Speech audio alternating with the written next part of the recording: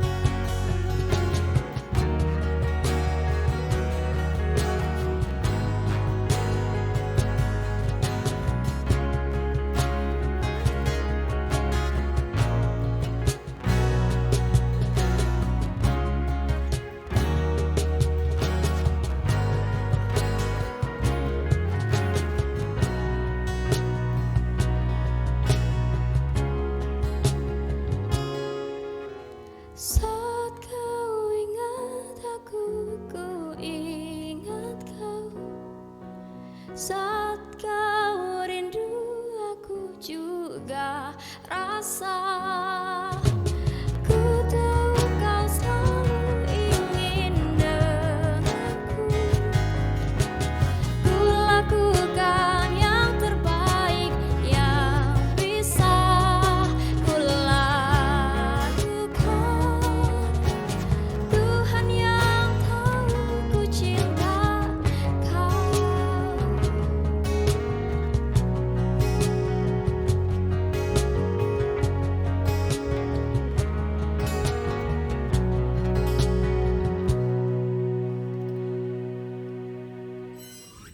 Oke, mungkin itu persembahan dari SK Sikal ya.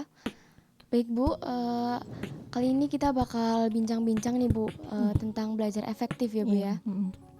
Apalagi cara belajar SMP dengan SMA sangat berbeda sekali ya Bu Iya, ya. betul, sangat berbeda.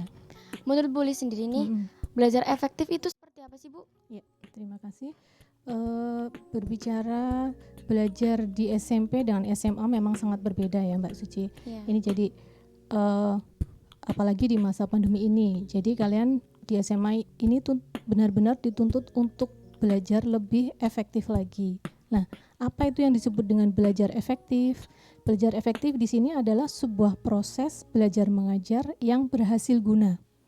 Di mana di dalam proses pembelajaran itu nanti akan memberikan sebuah pemahaman, kecerdasan, ketekunan, dan mutu atau kualitas yang lebih baik, serta menghasilkan sebuah perubahan perilaku.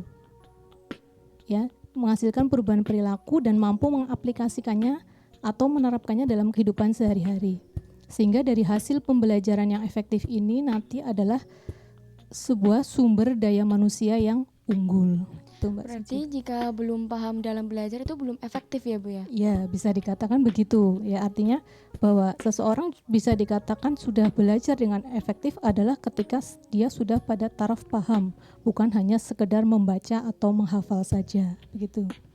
Baik Bu, Bu Lis kan ini guru BK nih Bu. Betul. Pasti ada teman-teman nih Bu yang sering curhat atau cerita-cerita nih Bu sama Ibu Iya. tentang kendala yang dialami saat belajar nih Bu. Kira-kira apa aja tuh Bu kendala yang sering dialami oleh siswa ketika belajar? Ya, baik.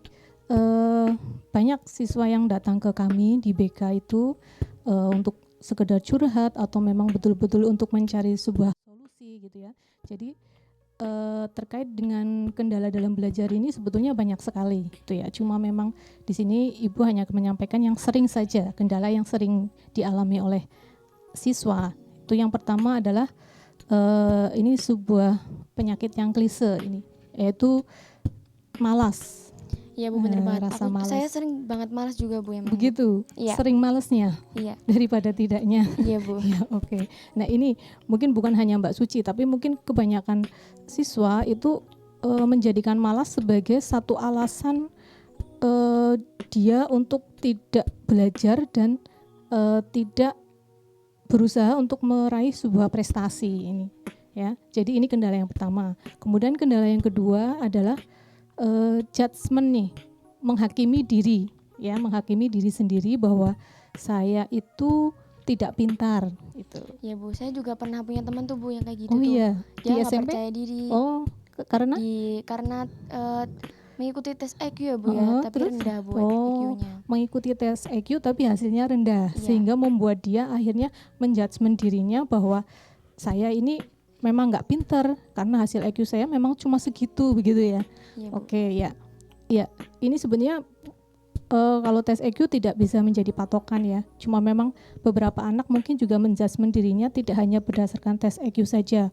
Mungkin berdasarkan ini nih Mbak, antara antara IPA, IPS dan bahasa. Iya Bu. Nah, ya, kalau Mbak Suci IPA atau IPS? IPA. IPA, oke. Ini kesannya kan kalau anak IPA katanya lebih pintar daripada anak IPS. Iya Bu, benar Nah, banget. ini mindset yang ada gitu ya. Mindset yang ada seperti itu gitu. Jadi anak IPS sendiri menjudge dirinya bahwa wah, saya anak IPS ini gitu kan. Ya memang saya nggak pintar. Nah, itu yang terjadi kadang seperti itu. Apalagi anak bahasa. Padahal IPA, IPS dan bahasa semua baik dan semua punya potensi masing-masing gitu. Itu ya kendala yang kedua Mbak Suci. Iya, Bu. Kemudian yang ketiga di sini ada juga tidak suka atau kurang suka dengan mata pelajaran tertentu. Ya Bu, saya juga sering mengalami seperti itu Bu. Sering mengalami Iya, di SMA ini. iya, Oke, di SMA berarti kelas 10 mapelnya ada 16 itu. iya Bu. Iya, dari 16 itu yang disukai berapa yang nggak berapa? Yang lebih banyak yang nggak disukain apa Lebih ya Bu? banyak yang nggak Iya, disukai. Ya, ini berarti ini sebuah kendala ya, Mbak Suci. Ini sebuah kendala. Jadi Iya, itu harus diperbaiki, diatasi agar nanti lebih sukses dalam belajar gitu. Oke, kemudian kendala yang berikutnya adalah ini faktor lingkungan ini, faktor sosial ini. Kalian sebagai remaja, kalian tentu punya teman bermain nih, ya, punya teman bermain, Iya, Bu. teman bergaul. Nah, biasanya di sini ada teman yang memang mengajak ke hal-hal yang positif, ada juga teman-teman yang justru bukan mengajak yang negatif, cuma mengajak sesuatu yang mungkin akhirnya harus melupakan waktu belajar, Iya, gitu Bu, ya Mas Suci. benar. Nah ini juga jadi kendala. Gitu. Kemudian yang berikutnya adalah cara belajar yang salah. Nah ini karena berkaitan dengan belajar efektif, maka belajar yang kendala yang ada itu cara belajar yang salah itu biasanya adalah karena belajar itu cenderung hanya sekedar menghafal. Iya Bu. Hanya sekedar menghafal nama, menghafal rumus, menghafal tahun. Kalau sejarah itu biasanya kan tahun mesti selalu dihafalkan gitu ya. Itu ada kendalanya di situ. Gitu. Kemudian kendala yang terakhir nih berkaitan dengan belajar adalah semangat belajar yang tidak konsisten. Ini artinya belajar itu tergantung mood ya. Jadi belajar itu mood-moodan atau apa ya istilahnya ya, seperti jadi tergantung dengan mood. Jadi kalau ditanya kok kamu nggak belajar biasanya sama orang tua nih, anak biasanya alasannya saya lagi nggak kepingin Bu gitu kan, lagi nggak mood belajar, mau gimana ya percuma nanti saya belajar nggak akan masuk. Nah ini yang selalu jadikan alasan oleh anak-anak gitu ya. Iya, Bu. Jadi bagaimana untuk meningkatkan mood itu gitu. Jadi itu Mbak Suci diantara kendala-kendala dalam belajar. Baik Bu, sangat banyak sekali ya Bu ya kendalanya ya. Sebetulnya banyak sekali, cuma ini tadi Ibu 6 ya, 6 juga cukup banyak juga. Iya Bu. Cara mengatasinya bagaimana itu Bu? Oke, untuk mengatasinya sebetulnya kalau bicara penyakit malas ini, malas itu kan sebetulnya berasal dari dalam diri sendiri nih. Biasanya kemalasan itu terlihat dari ini. Kalau misalnya 3 bulan mau ujian, Iya Bu. yang dilakukan apa? Masih lama. Masih lama ini, ujiannya masih besok masih 3 bulan ini gitu ya. Iya Bu. Nah, terus ketika sudah mendekati 2 minggu mau ujian, Masih 2 minggu. Gitu. masih 2 minggu juga gitu ya, masih rebahan juga gitu Iya. ya, masih santai-santai gitu ya. Nah, ketika tiba hari H, besok mau ujian nih, apa yang terjadi? Akhirnya mencontek ya. Akhirnya mencontek, artinya membuat belajar dengan cara yang nggak benar gitu ya. Iya, Bu. Yaitu tadi mungkin ada yang pakai SKS juga gitu kan, sistem kebut. SKS pernah dengar? Sistem kebut semalam. Oh ya iya. jadi belajar semalam saja gitu. Iya Bu. Itu akhirnya seperti itu. Ini bicara malas. Nah, kalau orang malas, untuk mengatasi rasa malas ini yang utama adalah kita mengidentifikasi permasalahan. Apa sih yang membuat seseorang itu malas? Gitu ya. Iya. Artinya hal apa sih yang membuat siswa itu malas dalam belajar gitu. Iya Bu. Biasanya apa? Biasanya kalau malas berarti karena apa? Karena main HP Bu. Karena main HP. Lebih suka main HP gitu ya. Iya Bu. Artinya HP itu lebih menarik daripada buku. Nah, ini yang terjadi.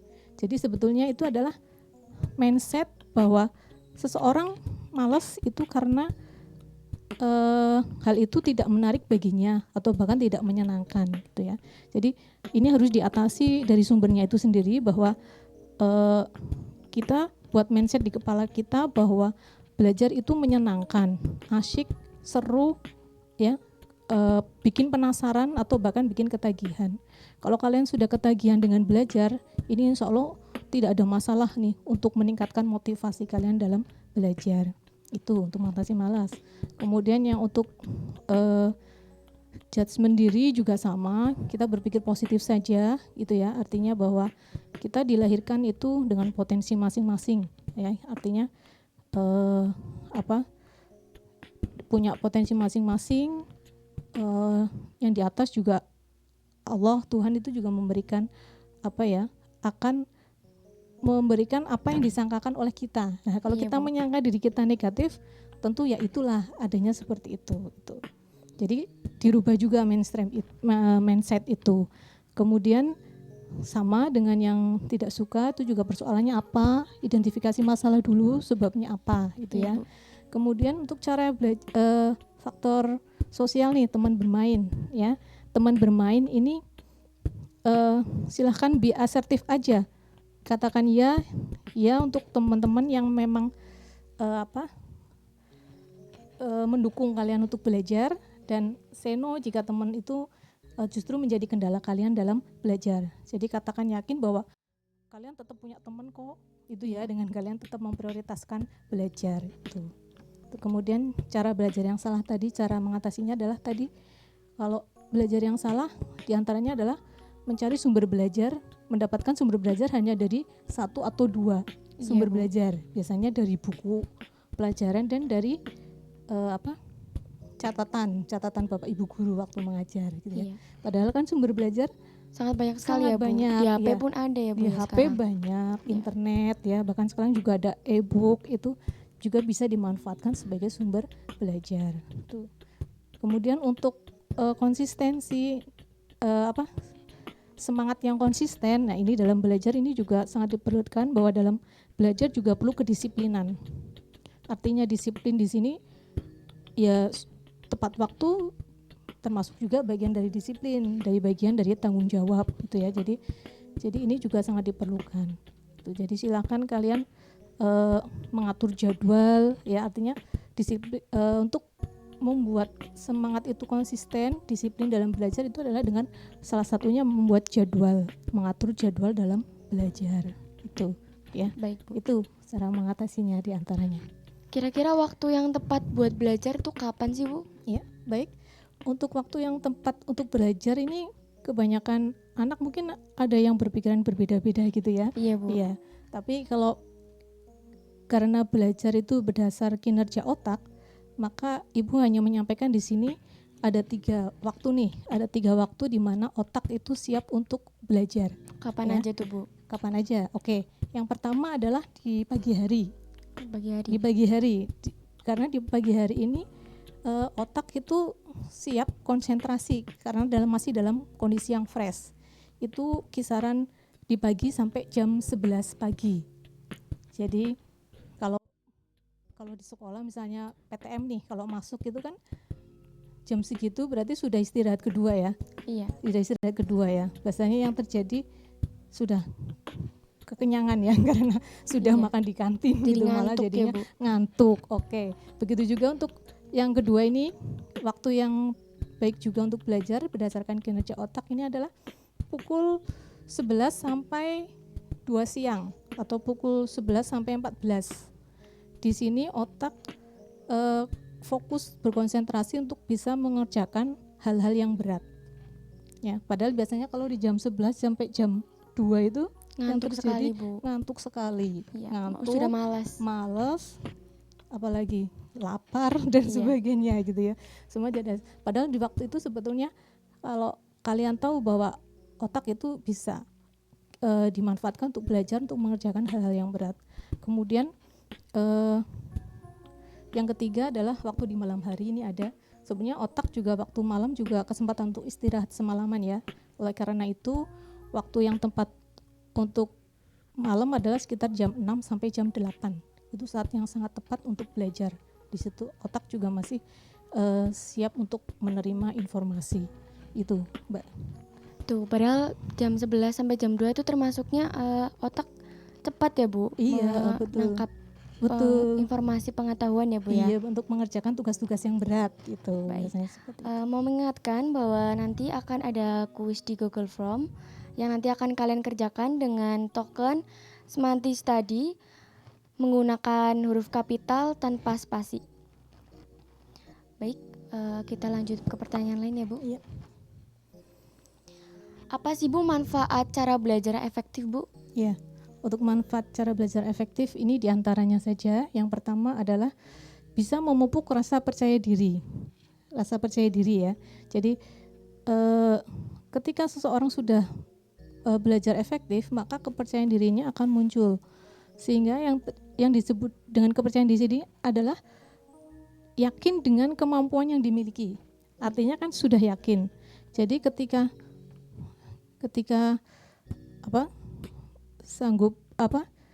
percaya dirinya muncul, sehingga dia pun ketika menjalani ulangan ujian pun juga dengan baik gitu ya. Artinya tidak harus bertanya ke teman gitu ya, tidak harus mencontek gitu kan yang terjadi. Kemudian yang kedua adalah lebih aktif dalam mencari informasi belajar tadi ya. Jadi dengan belajar efektif, anak akan lebih sering kemana-mana pun HP dimanfaatkan untuk mencari informasi pelajaran, bukan hanya aktif untuk medsos yang seperti itu gitu ya. Jadi lebih aktif untuk mencari pelajaran. Kemudian yang ketiga adalah jelas ini akan meningkatkan prestasi. Kalau siswa sudah melaksanakan pola belajar yang efektif ini, maka otomatis prestasinya akan naik. Itu. Apakah dengan menerapkan belajar efektif mempengaruhi intelektual siswa, Bu? Ya, itu sangat mempengaruhi perubahan sikap intelektual ya, karena di dalam pembelajaran yang efektif itu ada perubahan dari yang tidak tahu menjadi tahu, yang tidak terampil menjadi terampil gitu kan, yang tidak paham menjadi paham, yang tidak tekun menjadi tekun dan sebagainya. Itu. Apakah saat belajar itu kita membutuhkan dukungan dari orang sekitar seperti keluarga atau guru, Bu? Ya, itu jelas ya, karena kalau siswa belajar, kalian belajar itu kan ada di rumah dan ada di sekolah. Iya, Bu. Jadi jelas memang dukungan itu sangat penting, baik dari guru, kalau di sekolah dari guru, kemudian di rumah adalah dari orang tua.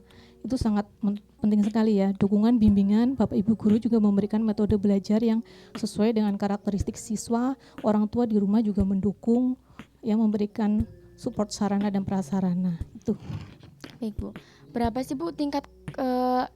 persen sih Bu tingkat keberhasilan jika siswa sudah mengikuti pola belajar efektif, Bu? Ya. Kalau bicara berapa persen, bicara angka ini Ibu kayaknya harus penelitian dulu nih. Iya. Cuma memang Ibu juga belum ini, Ibu hanya bicara gini aja. Ketika sudah melaksanakan pola belajar efektif, muncul pemahaman, muncul ketekunan, cerdas gitu ya, ada perubahan tingkah laku, semua indikator itu tercapai, maka bisa dikatakan hasilnya juga akan maksimal. Itu aja. Ini pertanyaan terakhir dari saya, Bu. Ya. Ada nggak Bu pesan buat teman-teman di rumah biar belajarnya itu lebih efektif seperti itu, Bu? Ya, baik. Pesan untuk anak-anakku, siswa kelas 10, belajarlah kalian dengan tekun, terutama di SMA ini. Ya, jadikan kalian tetap semangat dalam belajar. Ya, artinya terapkan pola belajar yang sesuai dengan gaya belajar kalian, tapi itu efektif dan lebih paham dengan pelajaran apa yang kalian pelajari. Itu ya. Jadi tetap semangat belajar. Jangan lupa bahwa kalian juga punya tujuan setelah lulus SMA itu kalian akan melanjutkan ke perguruan yang lebih tinggi. Jadi jadikanlah kalian setelah lulus itu berharga dengan diterima di perguruan tinggi yang favorit. Itu saja. Bu. Baik. Terima kasih Bu atas waktunya sudah mau berbincang-bincang dengan saya. Sama-sama Mbak Suci. Baik, mau mengingatkan kembali nanti akan ada kuis ya yang akan kalian kerjakan dengan token Semantis tadi menggunakan huruf kapital tanpa spasi. Jangan lupa kalian subscribe, like, komen, dan share channel YouTube Semanti biar kalian gak ketinggalan video-video terbaru dari YouTube Semanti. Karena waktu sudah hampir habis, saya Suci pamit undur diri. Wassalamualaikum warahmatullahi wabarakatuh.